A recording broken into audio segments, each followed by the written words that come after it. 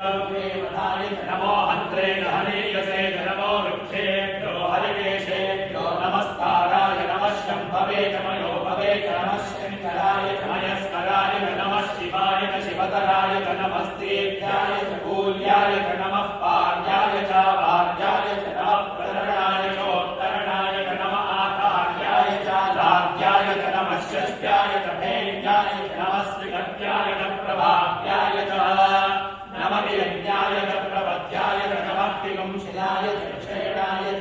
कपद्दिने पुनस्तये नमो गोष्ठ्याय विकृत्याय नमस्तल्प्याय गगेभ्याय नमः पाठ्याय वरेष्ठाय नमो मोक्षदय्याय निवेष्ट्याय नमः पापुंसव्याय नरगस्याय नमः सृष्ट्याय हरित्याय नमो लोक्याय चोलप्याय नमः पूर्व्याय सूर्याय नमः पर्ण्याय वर्णसत्याय नमो अदुर्वाणाय चाविघ्नते नमः आर्थिलते प्रथिलते नमो